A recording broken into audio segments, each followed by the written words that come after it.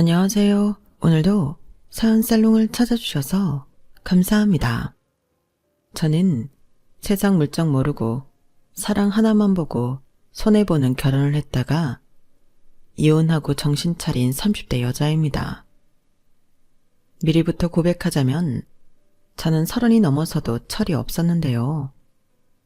제가 외동이기도 하고 부모님이 5년 만에 시험과 나이로 어렵게 얻은 늦둥이 딸이라 넘치는 관심과 사랑을 받고 자랐죠. 그래서 좋게 말하면 오랜 시간 순수하게 살았고, 나쁘게 말하면 세상 사람들이 모두 바르고 착한 사람들이라 여기며 단순하게 살았는데, 남편을 만났을 때도 그랬어요. 첫 만남은 친한 친구가 남자친구가 생겼다며 자기 남자친구의 절친을 저에게 소개해줘서 알게 되었는데, 자꾸 얼굴을 보고 어울리다 보니 좋은 사람 같더라고요. 솔직히 일부러 나쁘게 보일 이유도 없는 건데 저는 저한테 보여주는 모습이 그 남자의 전부인 줄 알았어요. 그리고 순진했던 여고생 시절 로미오와 줄리엣처럼 사랑하면 죽음도 함께할 수 있다고 믿는 그런 여자였는데 아마 남편도 저 같은 여자가 신기했겠죠. 그리고 자연스럽게 더블 데이트를 하다가 저도 남편도 호감이 생겼고 나중엔 우리 둘만 데이트를 하며 연인 사이로 발전하게 되었는데 한 2년 정도 지났을까? 친구 커플이 결혼을 하면서 훅 나도 결혼하고 싶다는 생각을 하게 되었어요. 그때 당시 저도 남편도 직장을 다니고 있는 직장인이었고 나이 차이는 궁합도 보지 않는다는 4살 차이였는데 제 나이가 32살, 남편 나이가 36살로 결혼할 나이가 되긴 했었죠. 하지만 남편 집은 그렇게 여유롭진 않았는데요. 다른 사람처럼 집에 생활비를 드리는 건 아니었지만 그렇다고 아들이 장가를 간다고 경제적인 도움을 줄 수 있는 집도 아니었거든요. 그에 반면 저희 친정은 부모님이 빌라 상가 건물 같은 걸 지어 분양 사업을 하고 계셨고 경제적 여유가 꽤나 많이 있었는데 제가 결혼을 하면 집이며 차며 해주겠다고 저희 아빠는 늘 노래를 부르셨어요. 나는 너를 너무 힘들게 가졌잖아. 그래서 네가 시집가서 아이를 낳는다면 그 손자 손녀는 오랫동안 보고 싶다. 물론 귀한 내 딸 시집간다고 하면 서운하긴 하지만 그래도 네가 좋은 짝 만나 행복하게 살면 아들 하나 생기는 거니 그것도 너무 좋지. 라며 언제고 당신의 딸이 결혼해 가족이 늘어나 더 큰 행복을 바라셨던 친정 아빠셨는데요. 저희 엄마도 마찬가지셨어요. 그래서 남편을 데리고 인사를 다녀온 뒤 아무래도 남편 쪽에서는 금전적인 도움을 받기 어렵다고 제가 먼저 이야기 꺼냈는데요. 저희 부모님은 당신들의 예비 사위가 마음에 드셨는지 그런 건 전혀 문제가 되지 않는다고 하셨어요. 그 말에 긴장했던 남편의 얼굴에도 화색이 돌았는데 그 후 저희 엄마는 남편이 인사를 마치고 돌아간 뒤 저한테 이렇게 말하셨어요. 오늘 네가 데리고 온 남자 인상이 참 좋더라. 무엇보다 우리 딸이 좋아하는 사람이라 그런지 엄마 눈에도 쏙 들던걸. 그리고 아까 네가 한 얘기 있잖아. 저쪽 집에서는 도와주지 못하실 것 같다고. 엄마는 이렇게 생각해. 다른 건 아무 상관없지만 사람은 잘 봐야 한다고. 네 남편 될 사람도 그렇고 시 가족 될 사람들도 잘 봐야 하고. 엄마, 다들 좋아. 엄마도 좀 전에 기강씨 인상 좋다고 했잖아. 시부모님 되실 분들도 온화하고 다 좋으셔. 그래? 그럼 다행이고. 그래도 원래 사람은 한두 번 봐서는 잘 모르는 거니까 결혼 준비하면서도 잘 봐. 결혼하고 나면 가족인데 괜히 이상한 사람이랑 엮이면 피곤하다. 특히 네가 순진해서 잘 모르는데 남자들 결혼하면 달라지는 경우도 많아. 그래서 엄마는, 에휴, 그래서 내가 시집을 안 갔으면 좋겠다는 거야? 언제 그렇대. 엄마가 그냥 걱정이 돼서 그러지. 이왕이면, 아니, 우리 딸은 꼭 좋은 사람한테 시집 갔으면 하는 마음이니까. 우리 딸은 원래 누구든 다 좋게만 보잖아. 전에 인사 갔을 때 그쪽 식구들은 어땠어? 다들 좋았어. 잘해주시고 맛있는 것도 많이 만들어주시고 나한테 예쁘다고 칭찬도 많이 해줬는걸? 에휴, 그래서 또 홀랑 좋아라 했지? 좌우간 우리 딸은 누굴 닮아서 사람 좋아하고 해맑을까? 너는 언제 철들래? 애를 낳아야 어른이 되려나? 엄마는 또 그 소리. 나 어른이거든? 30대야. 엄마 눈에만 내가 애처럼 보이는 거야. 별 걱정을 다 해 정말. 엄마, 딸만 믿어. 내가 이래봬도 사람 보는 눈이 제법 있걸랑요. 기강씨 착한 사람이야. 만나는 내내 나한테 맞춰주고 잘해줬어. 싸운 적도 없다니까. 그래, 알겠어. 엄마가 딸 아니면 누굴 믿겠니? 그러니까 우리 딸 꼭 행복해라. 엄마는 그것 말고는 바랄 게 없어. 알겠어, 잘 살게. 행복하게 입 찢어지게 웃으면서 살게. 분명 저는 저한테 다가올 미래도 모르고 저런 말을 했었는데 제가 경험해본 결혼이라는 세상은 마냥 행복할 수는 없었어요. 다른 분들 사연을 들으면 시댁과 갈등도 많으신 것 같은데 저는 순전히 남편 하나 때문에 이혼했거든요. 제 전 시부모님은 저희가 결혼할 때 전혀 도움을 주지 못해 미안하다고 저한테 그 어떤 것도 강요하지 않으셨는데 결혼하고 2년 정도는 아무 문제 없이 제가 바라는 행복한 시간을 보냈어요. 그러면서 시부모님이 그야말로 땡전 한 푼도 없이 시작해서 자식 셋을 낳고 이고생 저고생하며 살았다는 사연을 알게 되었는데 결혼 전에 남편한테 대략의 이야기를 듣긴 했지만 당사자인 시부모님에게 들으니 그 이야기의 깊이가 확연하게 차이가 나더라고요. 다옥이 시어머니는 연세가 있으심에도 건물 청소 일을 하고 계셨는데 그래서 허리도 살짝 굽으셨고 손가락 마디도 쫙 피는 게 힘들다고 하셨어요. 게다가 손을 잡아드렸을 때 왜 그렇게 피부가 거치신지 제가 깜짝 놀랄 정도였는데 그래서 더 마음이 쓰이더라고요. 그래서 시댁에 갈 때마다 몸에 좋은 거, 피부에 좋은 거, 소재 좋은 옷들을 선물로 준비해드렸고 시부모님은 이런 거 비싸니까 안 줘도 된다고 하시면서도 늘 좋아하셨는데 아마 남편이 제 뒤통수를 치려고 하지 않았다면 저는 시부모님께 계속 잘해드리며 살았을 거예요. 하지만 좋았던 시간도 잠시 결혼하고 3년이 넘어 4년차가 되어가니 슬슬 남편에게서 전과 다른 무신경과 무심함이 느껴졌는데 제가 외롭고 서운한 날이 많아졌어요. 그리고 그 시작은 노력을 많이 하는데도 임신이 안 되었다는 것부터 시작되었는데요. 저희 부모님처럼 시험관을 하는데도 임신은 어려웠어요. 산부인과에서는 아무런 이상이 없다고 했는데 미치고 팔짝 뛸 노릇이었죠. 처음에는 안 생기면 어쩔 수 없지 하는 마음이었는데 그게 횟수를 거듭할수록 마음처럼 태어날 수는 없더라고요. 그리고 제가 딱히 잘못한 것도 없는데 남편한테 미안하고 시부모님께도 죄송해 우울한 마음도 많았는데 그 즈음부터 남편이 다른 사람이 되어갔어요. 회사 일 핑계대면서 늦는 날이 많았고 주말에도 특근이다 약속이다 외출도 잦아졌는데 전처럼 저랑 둘이 함께 있으려 하지 않더라고요.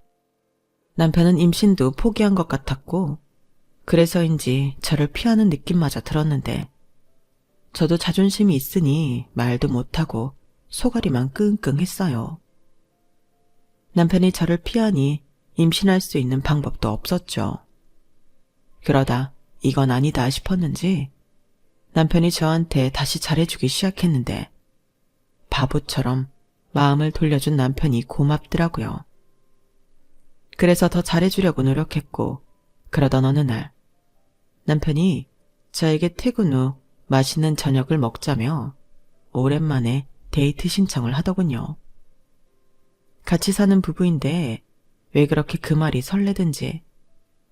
저는 그날 아침 꽃단장까지 하고 회사에 출근했는데 회사 사람들이 전부 오늘 무슨 좋은 일 있어? 아니면 낭구님이랑 데이트하나? 제 차림을 칭찬해줬는데 그래서 더 한껏 가슴이 부풀었던 것 같아요. 그리고 이윽고 퇴근 시간이 되어 남편과 만나기로 한 약속 장소에 나갔는데 다시 결혼 전으로 돌아간 듯 즐거운 시간을 가졌죠. 오랜만에 남편과 오붓한 시간을 보내서인지 너무 행복했어요. 그런데 그런 들뜬 기분에 취해 있을 무렵 남편이 난데없이 저에게 이상한 소리를 하기 시작했는데요. 저희 부부가 사는 신혼집을 팔자고 하더라고요. 저는 제가 와인에 취해 잘못 들은 줄 알았어요. 하지만 제가 제대로 들은 소리가 맞더라고요. 참고로 저희가 사는 신혼집은 아파트가 30평 후반대 신축 아파트였는데 전에 저희 아빠가 말씀하셨듯 친정아빠가 저희 결혼할 때 그 집을 제 명의로 사주셨거든요. 그런데 남편이 애도 없이 둘만 사는데 집이 너무 넓지 않냐며 이 집을 팔아 반절은 시부모님에게 드렸으면 좋겠다고 하더라고요. 뭐? 우리 지금 사는 집을 팔자고? 우리 엄마 아빠 고생 많이 한 거 자기도 알잖아.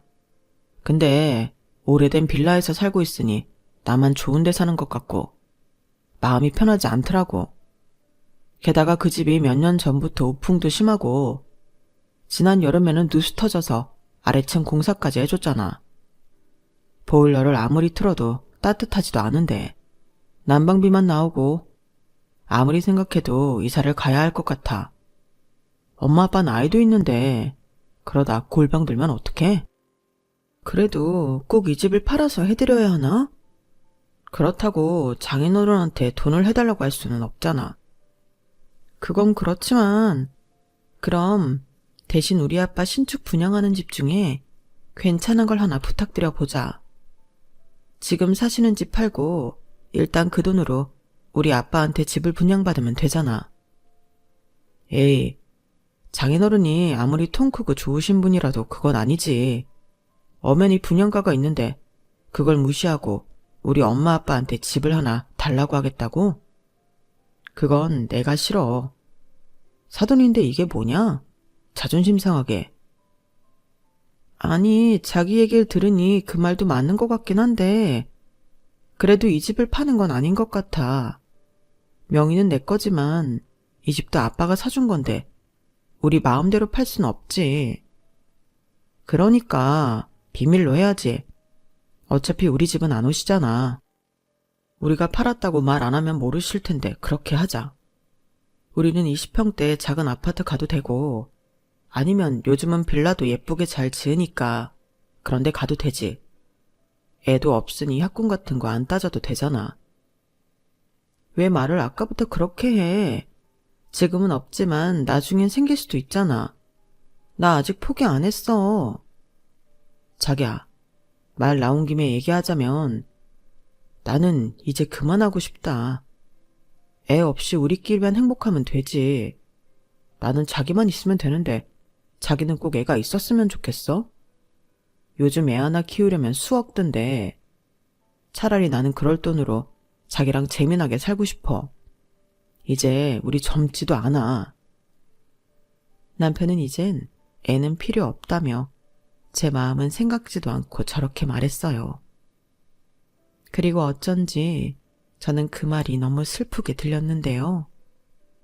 이걸 누가 더 고생이냐 따지는 것도 우습지만 시험관을 하면서 고생은 제가 하는 거거든요. 그런데 자기는 젊지도 않고 이젠 힘들어서 아이를 포기하고 싶다는 남편이었고 저는 서운한 마음에 남편의 말에 아무런 대꾸도 하지 않았어요. 그리고 시부모님 사정은 유감이지만 살고 있는, 그것도 저희 아빠가 잘 살라고 사주신 아파트를 팔아 도와드리고 싶진 않았는데요. 대신 다른 방법을 찾아보자 남편을 설득했어요. 그래서 철없이 친정 부모님에게 이 문제를 상의했고, 대신 남편이 우리 사는 집을 팔아 시댁 도와주자고 했다는 소리는 하지 않았는데, 저희 부모님도 쉽지 않은 문제라는 듯 말씀을 아끼는 눈치셨어요. 아빠, 요즘 집사라면 그렇게 돈이 많이 들어? 그야 인건비며 자재비며 오르지 않은 게 없으니까. 요즘은 또 예전 같지가 않아서 분양도 잘 안 돼. 대출도 잘 안 나와서 해약하는 경우도 많아졌고. 아, 그렇구나. 그이가 시부모님 걱정을 많이 하는데 그 집을 팔아도 집을 새로 사긴 어렵겠네. 대출이 안 되면. 현실적으로 그렇지. 아빠도 도와주긴 많이 힘드나? 유정아, 아무리 그래도 네 아빠 곤란하게 그런 말을 하니? 그리고 사돈들이 좋아하지 않으실 거야. 그이도 같은 소리를 하긴 했는데 그래도 가족이잖아. 딸, 그 문제는 아빠도 좀 어렵네. 아빠도 대출받아서 집 짓고 상가 짓는 건데 남는 게 없으면 힘들지. 아빠도 그럼 한 채 턱 하고 드릴 수 있으면 좋은데 그럴 수는 없어. 아, 그렇구나. 내가 진짜 아무것도 몰랐네. 나는 집은 마음만 먹으면 살 수 있는 건 줄 알았어. 회사 사람들 전부 알아서 집만 잘 사니까.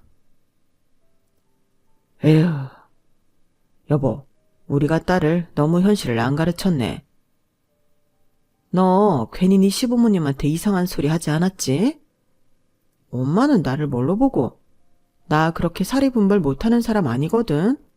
엄마 아빠한테 물어보고 뾰족한 수 있을 때 얘기하려고 했지.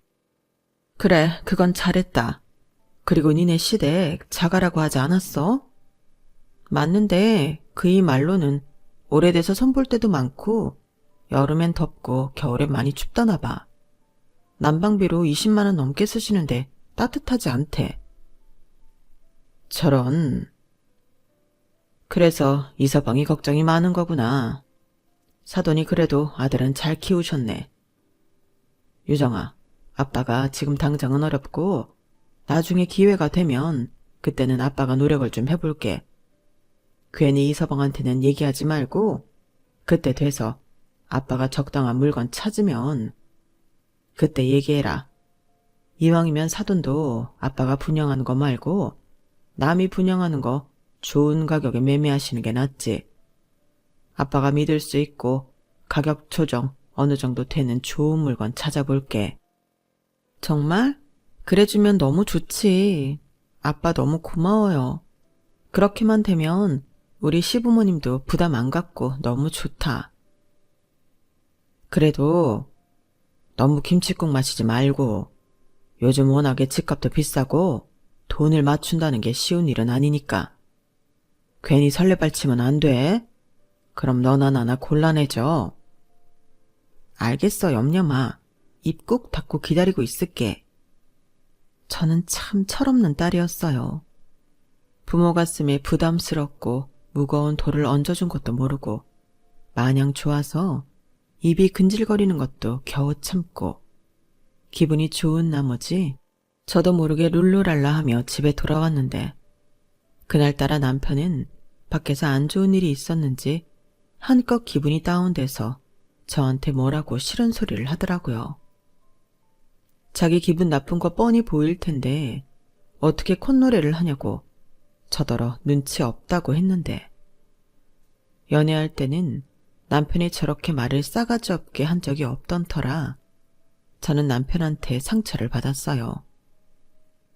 정말이지 목구멍 끝까지 우리 아빠가 시부모님 집 알아봐준다고 했다는 소리를 하고 싶었는데 행여 아빠 말처럼 곤란해질까 겨우 참았죠. 그러면서 그때부터 자꾸만 남편의 마음이 서서히 멀어지는 걸 느꼈는데요. 그 후로 남편은 한 침대에서 자는 것도 잘 하지 않으려 하더군요. 무슨 고민이 그렇게도 많은 건지. 거실에서 자기는 조금만 있다가 자겠다고 하는 경우가 부지기수였는데, 그러다 한 번씩 저에게 말을 걸 때는 그 이야기 소재가 늘 자기 부모님 집 문제였어요. 남편이 3남매 중 막내였지만 장남이었거든요. 그래서인지 자기가 장남인데 더 늦기 전에 효도를 하고 싶다고 저를 졸랐고, 그때는 제 마음도 예전 같지는 않았는데 남편이 너무 돈돈거리니까 나중엔 이 남자는 나랑 결혼한 게 돈 때문인가? 하는 생각까지 들었어요.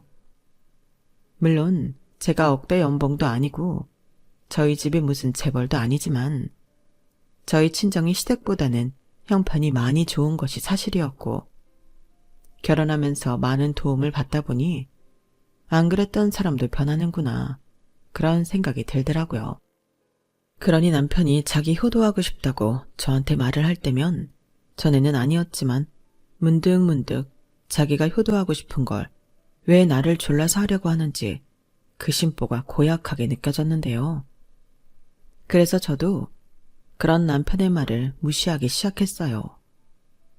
어차피 저희 아빠가 이야기한 건 아직 얘기할 수도 없고, 솔직히 그때는 아빠가 적당한 집을 찾아줘도 반갑지 않았는데, 남편은 식어가는 제 마음을 느낀 건지 그런 저를 보고, 너도 며느리이긴 하네. 친정이랑 시댁이랑 너무 차별하는 거 아니야? 왜? 시댁이 못 사니까 우스워? 라고 심지어 화를 내면서 넘지 말아야 할 선을 넘고 말았어요. 효도를 하고 싶으면 지 힘으로 하던지요. 아니, 시부모님이 애당초 부탁한 일도 아닌데 자기 혼자 발을 동동거리며 저에게 짜증을 부리는 남편을 저는 이해하고 싶지 않았어요. 그러면서 자기는 저희 친정에 도움받고 싶은 마음은 처음부터 없었다며 계속 살고 있는 집을 팔자고 저더러 부동산에 집을 내놓으라고 했는데, 이때는 이 인간이 나 몰래 무슨 빚이라도 있나? 그런 생각도 들더군요. 하도 보채고 졸라대니 돈이 궁해져라나 싶었거든요.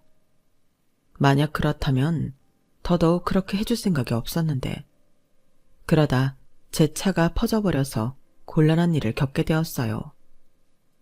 제가 업무상 차가 없으면 힘든 일을 하고 있었거든요.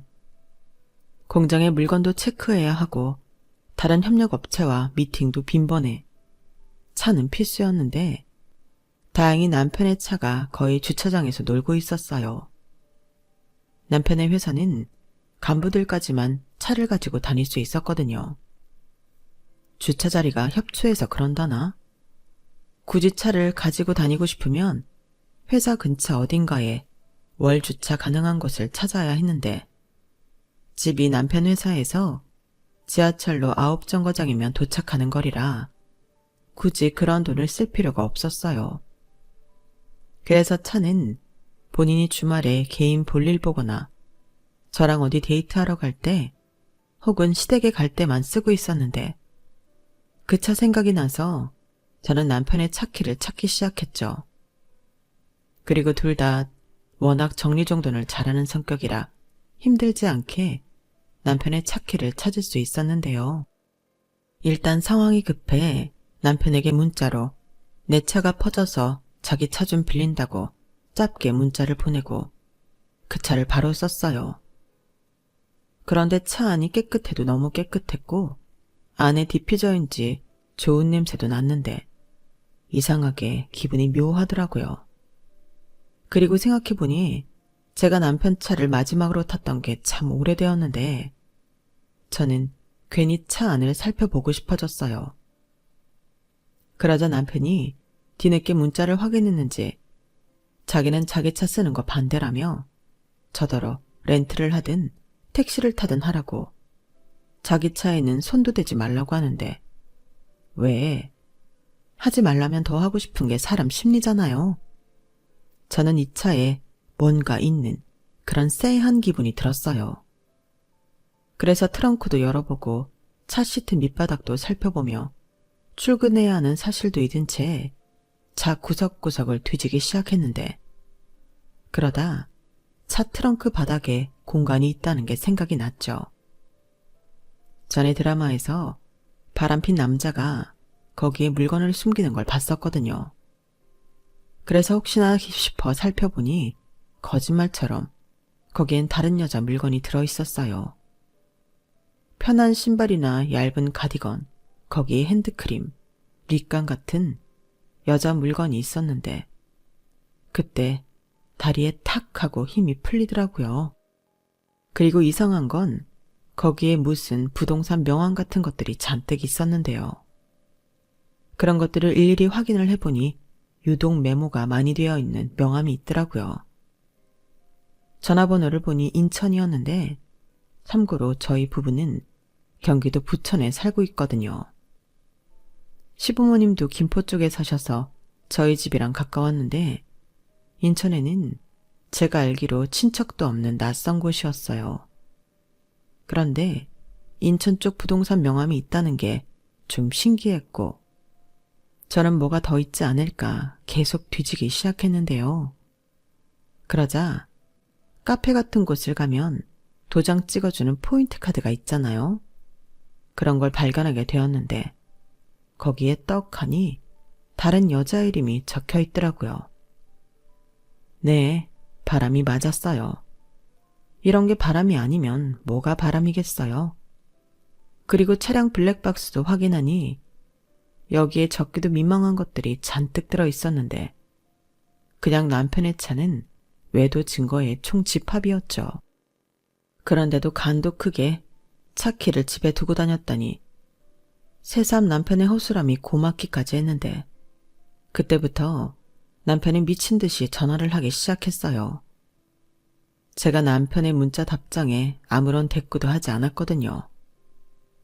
그러니 똥줄이 탔던 남편은 계속 저에게 전화를 걸었고 아무래도 이 인간이 일도 내팽개치고 집으로 올 것 같아 저는 일단 운전을 해서 거래처 공장으로 이동했는데요. 일이 있기도 했고 회사로 가면 남편이 찾아올 수도 있을 것 같아서였어요. 그리고 손에 잡히지도 않는 일을 무슨 정신인지 모두 끝내고 저는 유독 메모가 많이 되어 있던 인천의 부동산에 전화를 걸었는데요.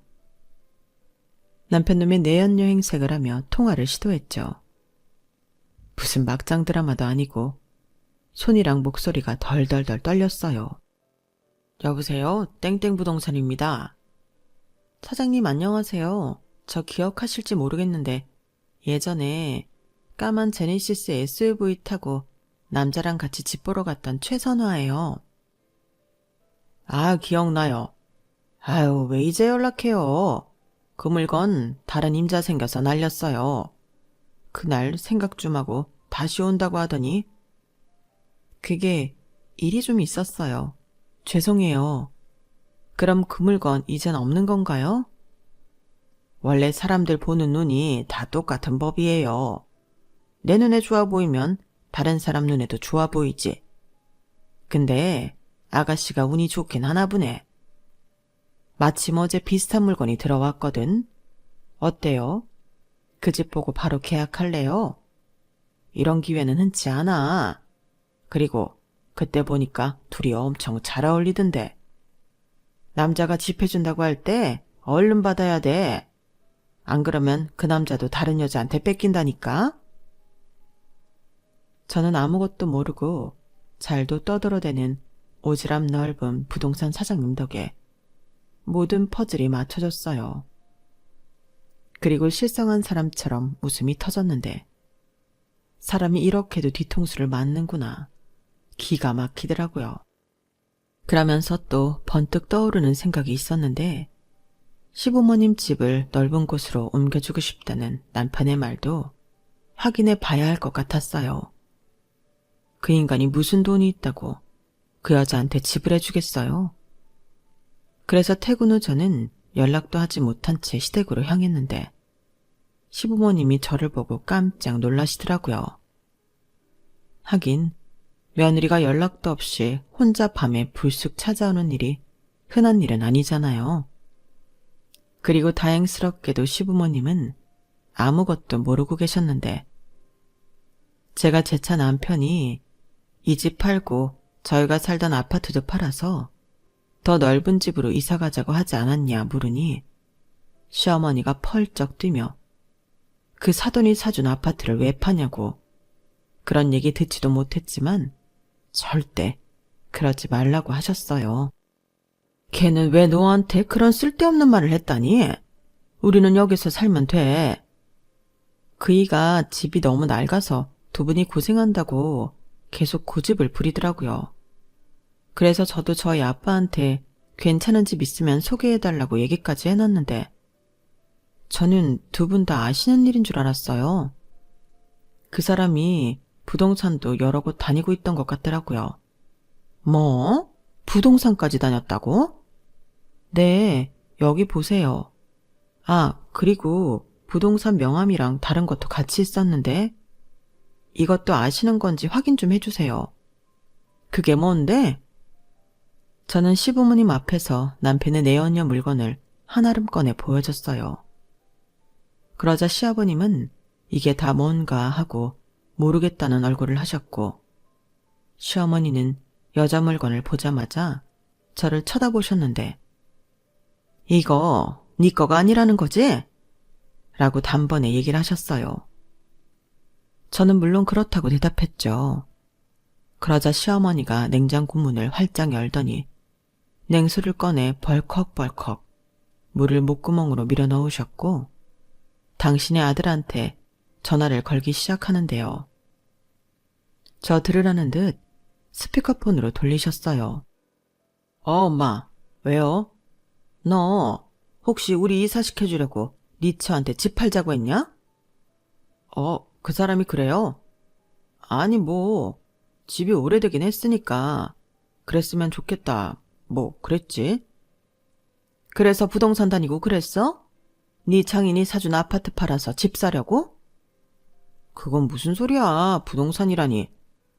아니, 나는 그 사람한테 그냥 말만 한 거야. 그리고 뭐 그 사람이 그 집을 순순하게 팔 것 같아? 어림도 없어. 그걸 아는 놈이 왜 딴 년이랑 부동산을 다녀? 그년 집 해준다고 인천까지 가서 집 알아봤잖아. 너나 지금 당장 순순하게 풀어? 엄마가 그거 어떻게 알았어? 혹시 집사람 거기 있어? 집사람이 내 차에서 뭐 찾았대? 아, 이놈의 화상. 네 집사람 지금 없다. 네 차에서 여자 물건이랑 부동산 명함이랑 잔뜩 가지고 여길 왔는데 너 빨리 풀어? 너 바람 피우니? 그래서 엄마 아빠 핑계대고 네 마누라 앞으로 되어있는 집 팔아서 그년이랑 살림이라도 차리려고 했어? 너 바른 대로 말해. 엄마 성질 알지? 엄마, 진정해. 그냥 만나는 거야. 그리고 산부인과에서는 아무런 이상이 없다고 하지만 시험관 시술까지 하는데 애가 안 생긴다는 건 좀 이상하잖아. 그래서 밖에서 애라도 만들어 보려고? 아니, 확인할 수 있으면 좋다는 거지. 그러다 다른 여자랑 애가 생기면 그때 이혼해도 되고. 네가 미쳤구나. 아니, 지가 언제부터 그렇게 애를 좋아했어? 그래도 내 새끼는 갖고 싶지. 그리고 이왕 이렇게 다 까발려져서 말하는 건데 엄마 아빠도 좀 협조 좀 해. 내가 시키는 대로 하면 우리가 손해볼 게 없어. 일단 이사 가고 싶다고 도와달라고 해. 지금 그 집 집사람 명이라 내가 건드리지도 못하거든.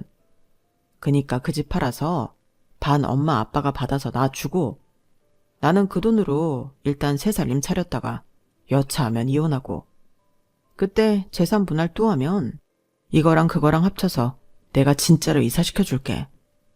그럼 엄마 아빠는 새 집도 생기고 손주도 생기는 거야. 어때?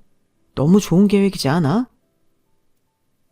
저는 제가 듣고 있다는 사실도 모르고 잘도 짓거리는 남편의 신난 목소리에 온몸이 바들바들 떨렸어요. 그러자 시아버님은 시어머니의 핸드폰을 뺏어서 꺼버리려고 하셨고 그걸 시어머니가 막으며 알겠으니 이것들 당장 가져가라며 집으로 부르셨는데 남편이 차가 없어서 못 간다고 징징거렸어요. 내가 택시비 줄 테니까 당장 튀어와. 그리고 너랑 살림 차리겠다는 그 여자도 데리고 와라. 어떻게 생긴 여잔지 확인 좀 하자. 최선화? 아이씨, 도대체 뭘 엄마나 갖다 보여준 거야. 거기에 우리 선화 이름도 적혀 있었어? 우리 선화 좋아하네. 그래, 커피를 얼마나 처마셨는지 도장 2개만 더 찍으면 무료로 한 잔이란다. 너 당장 튀어와. 남편은 알겠다며 전화를 끊었어요.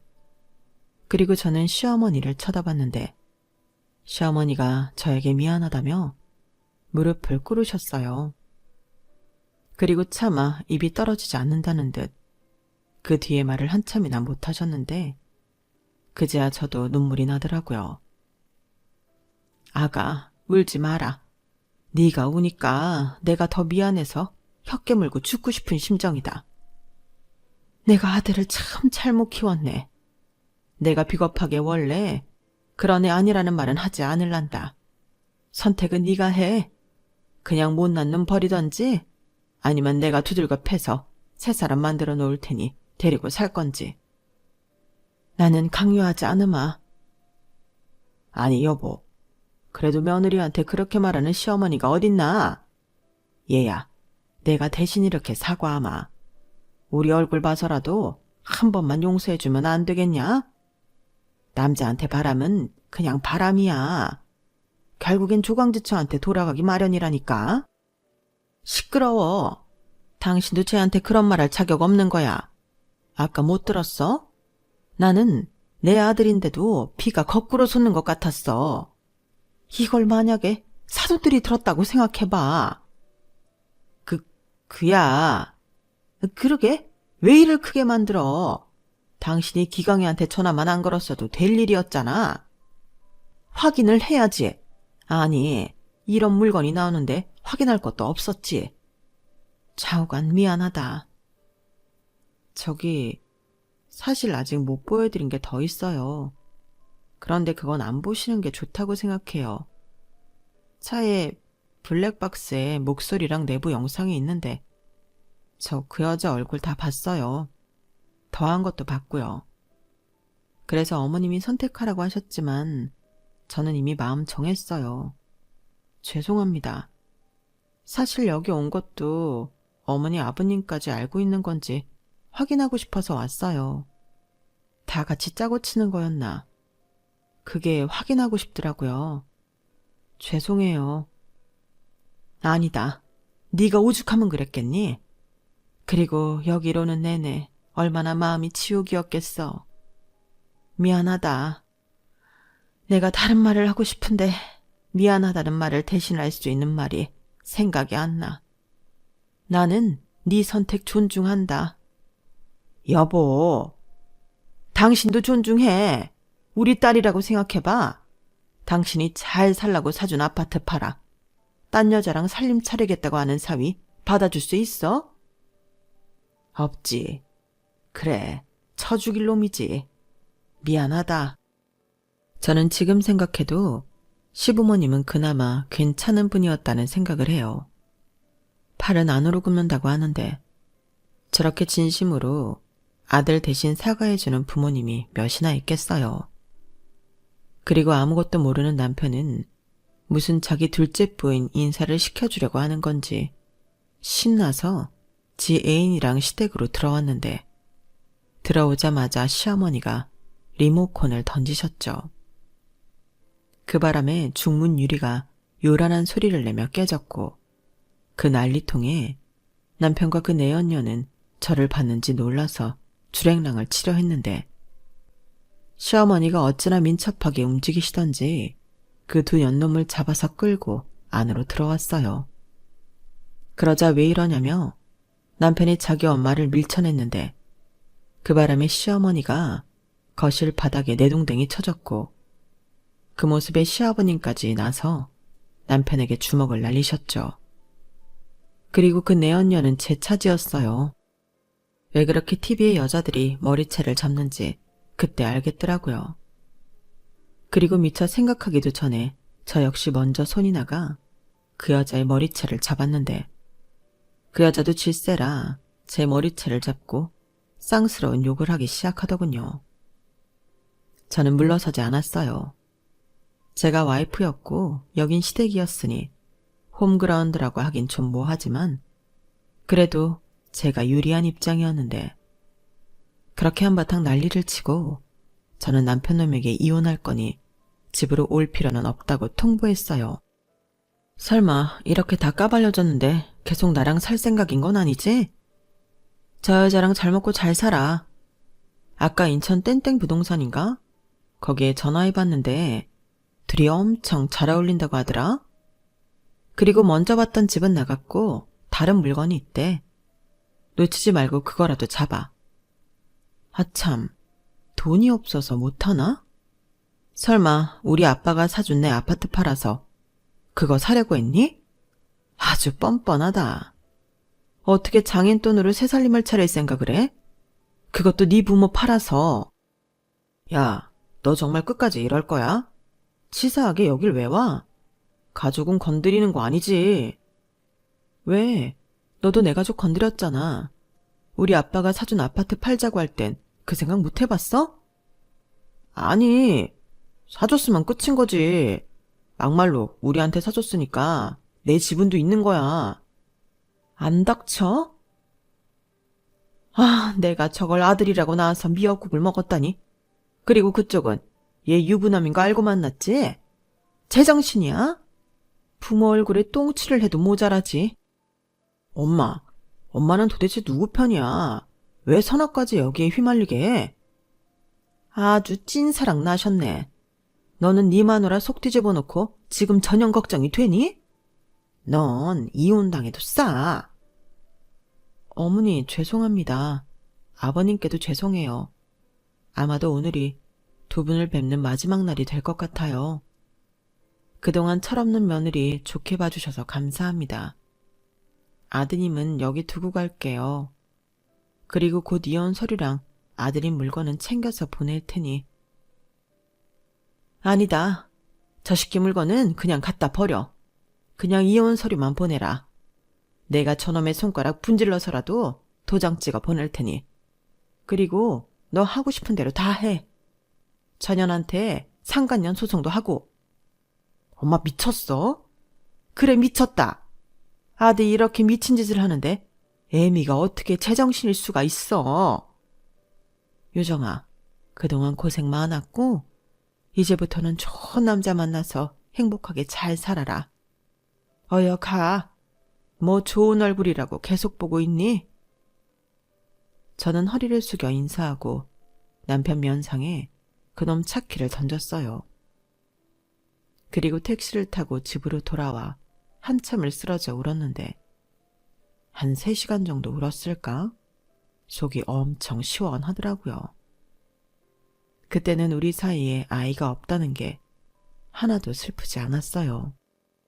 그리고 집 비밀번호도 바꿔버렸는데 정말로 그 다음날 그 인간이 집으로 찾아왔더라고요. 번호를 바꾸지 않았으면 어쩔 뻔했나 소름이 끼쳤는데 저는 이혼 절차를 서둘러야겠다고 생각했어요. 그래서 일단은 친정 부모님한테는 비밀로 하고 변호사 사무실을 찾아가 이혼 상담을 했는데 증거가 너무 빼박이라 이혼은 어렵지 않다고 하더라고요. 다만 합의 이혼을 할지 소송을 할지를 선택해야 한다고 했는데 저는 상간녀 소송도 함께 진행할 거라 그냥 소송을 하겠다고 했죠.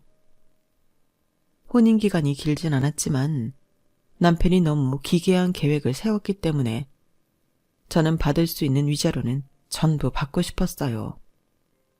하지만 법 자체가 합의가 아닌 이상 과도한 위자료는 청구할 수 없다고 했고 저는 그래도 법망에서 받을 수 있는 한 최대한 받고 싶다고 했는데 상황이 그렇게 돌아가니 남편이 지발로 저희 회사까지 찾아왔더라고요. 그래놓고 뻔뻔하게 자기 내연녀랑 정리했다고 자기 용서해달라고 했는데요. 어림도 없죠. 그래서 이왕 여기까지 온 거 시원하게 뺨 따고 날려줬습니다. 제가 손이 제법 맵거든요.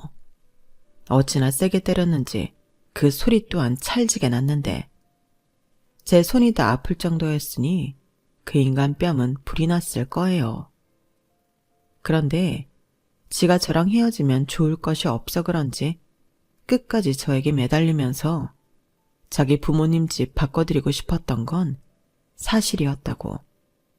자기는 처음부터 이혼할 생각까진 한 게 아니라는 등 말 같지 않은 소리를 했는데 나중엔 그 여자가 자기를 꼬셔서 지가 넘어간 거라며 찌질함의 끝판을 보여줬어요.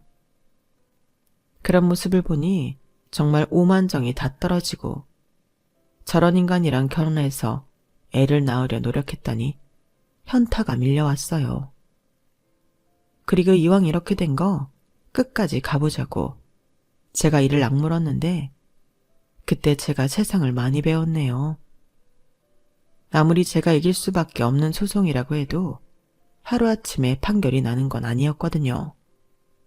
그리고 남편 또한 무슨 발악을 그렇게 하는지 나중엔 저를 사랑해 헤어질 수 없다고 눈물까지 흘리더군요. 그래서 시부모님에게 차마 보여드리지 못한 낯뜨거운 영상을 판사님께 증거로 제출했어요. 그러자 남편놈은 더해봤자 소용이 없다고 생각했는지 드디어 포기했고 저에게 정신적 피해를 인정, 위자료 2천만 원을 배상하기로 했는데 그 인간이 바람 피우느라 돈이 하나도 없었는지 신용대출을 받아 위자료를 해줬어요. 어찌나 그 돈을 받고 기분이 좋던지 그 인간이 그 돈 갚느라 고생할 일을 생각하니 그나마 조금은 불이 났던 제 속이 위안이 되더라고요. 그리고 곧이어 상간녀 소송에서 저는 또 1,000만 원 위자료로 받게 되었는데요. 그 돈을 누가 해줬는지 관심도 없고 저는 그렇게 그 년놈에게 3,000만 원 받고 깨끗하게 헤어졌어요. 시어머님이 남편 물건은 필요 없다고 했지만 그래도 남편이 혼수로 해온 물건이니 그 물건을 돌려드리고 싶었고 원하시면 그건 돈으로 환산해드리겠다고 연락을 드렸는데 그때도 시어머니가 됐다며 네 용돈 하라고 하셨어요. 아들을 그렇게 키웠는데 당신도 벌을 받아야 하지 않겠냐고요. 그러시고는 당신 벌은 못난 아들을 거둬 다시 인간을 만드는 것이라 하셨는데 시어머님 때문에 그런가 남편에 대한 미움도 거기까지였어요. 아니, 남편이 그런 용서받지 못할 짓을 하지 않았다면 저는 어쩌면 저런 멋진 시어머니와 더 오랫동안 함께할 수 있지 않았을까? 그런 아쉬운 마음도 드는데 이혼한 지 시간이 제법 지난 지금도 전 남편보단 시어머니 생각이 많이 나네요. 남편이 못난 것은 모두 자기 잘못이라 자책하던 시어머니가 이젠 저에 대한 미안함을 내려놓고 편하게 사셨으면 좋겠어요. 그리고 아울러 이혼 소송이 끝나고 비로소 제 이혼에 대해 알게 된 저희 부모님에게는 아직까지도 깊은 죄송한 마음을 갖고 있는데요. 이제부터라도 정신 똑바로 차리고 잘 사는 모습으로 안심시켜 드리고 싶어요. 그리고 무엇보다 현재 저는 심신이 모두 안정되어 진정한 행복을 느끼고 있는데 이 소중한 행복을 다시는 잃어버리지 않을 거예요. 어쩌면 저는 이혼한 후에야 비로소 어른이 된 기분이 드는데 앞으로는 더욱 현명하고 성숙한 사람으로 부모님에게 효도하며 다시는 오지 않을 소중한 제 시간을 의미 있게 보내도록 노력하며 살겠습니다. 이상 제 이혼 사연은 여기까지예요. 끝으로 아울러 현재는 몸도 마음도 건강하게 지내고 있다는 점을 전해드리며 앞으로도 소중한 제 사람들과 행복하게 지내도록 하겠습니다. 그럼 지금까지 제 사연 함께 해주셔서 감사드리고요. 늘 건강하시길 바랄게요. 여러분, 사연 댓글에 응원과 현명한 조언 부탁드려요. 좋아요와 구독은 저에게 큰 힘이 됩니다. 오늘도 좋은 일 가득하세요.